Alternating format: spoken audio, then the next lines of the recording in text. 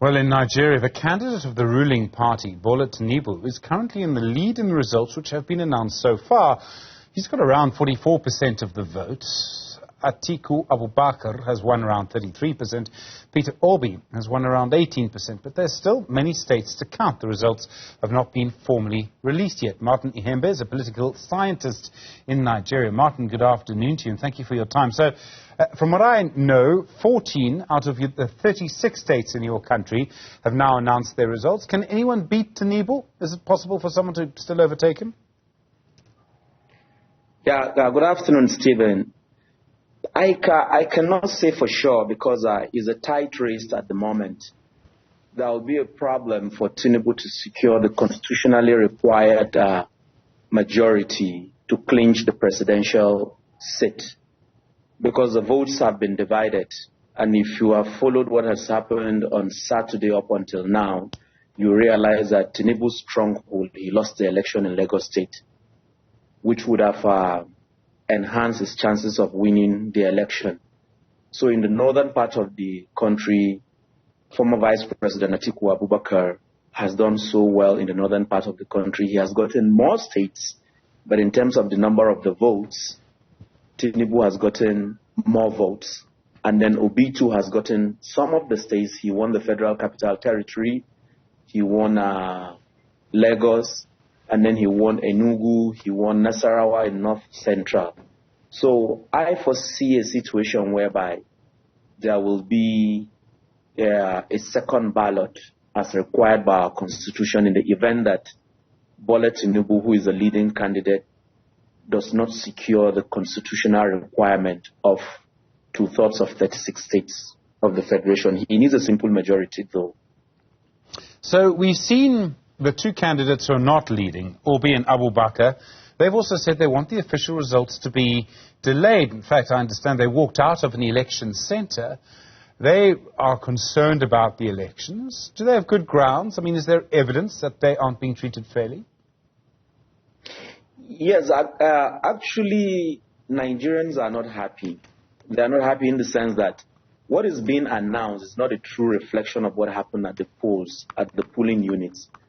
So, for instance, the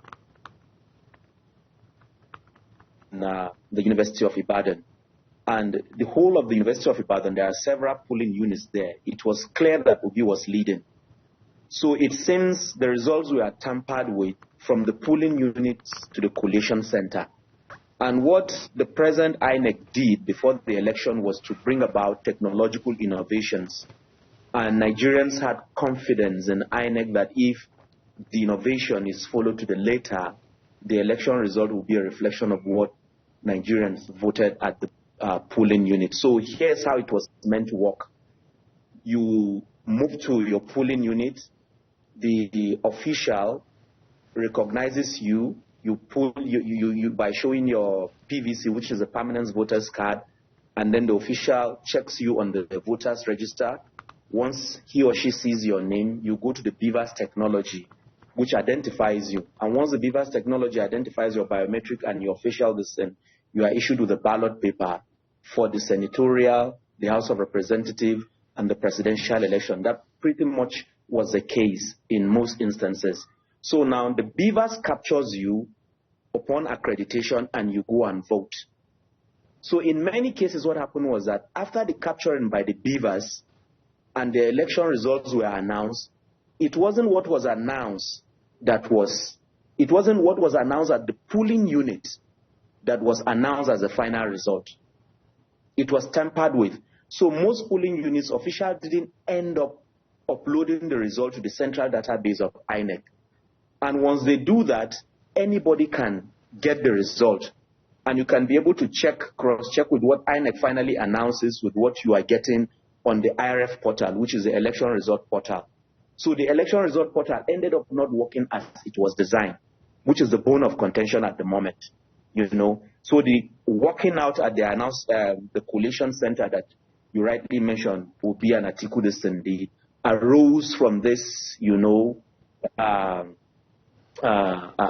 mismatch from what INEC initially said it was going to do. So there is problem, and my understanding is that the problem may not have been INEC at the headquarters, the problem will be some of the collation officers that INEC employed, some of whom are university lecturers, and then, of course, they use students who are doing their national youth service. They can be easily bought over, you know. So this is mainly the problem. So, Martin, if one or both of the opposition candidates or the people who lose this, if they dispute the result, what's going to happen? And I mean, the great fear, of course, I mean, it's a fear we've seen many times, that there could be some violence. Sorry, I didn't get you, Stephen. Are you worried there could be violence?